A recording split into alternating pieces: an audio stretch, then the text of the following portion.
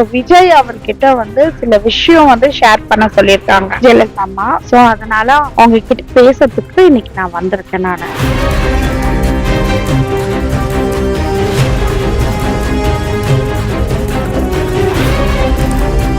ஜெயலலிதா அம்மா ஆத்மாவோட பேசிட்டு இருக்க கட்சியோட சூட்சகம் அவர்கிட்ட ஷேர் பண்ண சொல்லியிருக்காங்க. ஜெயலலிதா அம்மா வந்து ஆதரவு வந்து விஜய்க்கு நிறைய கொடுத்திருக்காங்க. விஜய் கரூர் அந்த பிரச்சனை ஆனா அன்னைக்கே வந்து எனக்கு இன்ஸ்ட்ரக்ஷன் கொடுத்திருக்காங்க. பட் நான் டீப் ஸ்லீப்ல இருக்கிறதுனால என்னால ஏந்திக்க முடியல. அன்னைக்கே வந்து அலர்ட் பண்ணாங்க.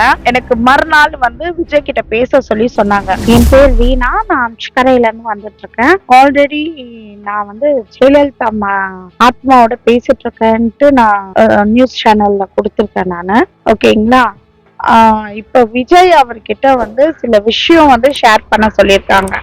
பர்டிகுலரா கொஞ்சம் பர்சனலா ஷேர் பண்ண சொல்லியிருக்காங்க. ஜெயலலிதா அம்மா ஷேர் பண்ண சொல்லியிருக்காங்க. சோ அதனால அவங்க கிட்ட பேசுறதுக்கு இன்னைக்கு நான் வந்திருக்கேன் நானு. அவங்கள பார்த்து பேசணும்னு சொல்லியிருக்காங்க. நான் அதனாலதான் நாங்க வந்திருக்கோம். நாங்க அவங்க கொஞ்சம் கட்சியோட சூட்சகம் கொஞ்சம் அவர்கிட்ட ஷேர் பண்ண சொல்லியிருக்காங்க. சாணக்கிய தானம் சொல்லுவாங்க இல்லையா, அதை கொஞ்சம் அவங்க கிட்ட ஷேர் பண்ண சொன்னாங்க. ஏன்னா முதல்ல வாயில விழுந்தாலும் சரி, முதலையோட வாழை பிடிச்சாலும் சரி, அது எந்த அளவுக்கு பாதிப்பு இருக்கும்ன்றது தெரிஞ்சுக்கணும்ன்றதுக்காக விஜய்க்கு வந்து, ஆனா ஜெயலலிதா அம்மா வந்து ஆதரவு வந்து விஜய்க்கு நிறைய கொடுத்திருக்காங்க. இந்த வாட்டி விஜய் கண்டிப்பா வருவார்.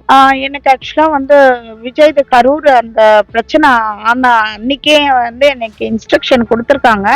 பட் நான் டீப் ஸ்லீப்ல இருக்கிறதுனால என்னால ஏந்திக்க முடியல. அன்னைக்கே வந்து இன்ஸ்ட்ரக்ஷன் எனக்கு இது பண்ணாங்க, அலர்ட் பண்ணாங்க. ஸோ அடுத்தது வந்து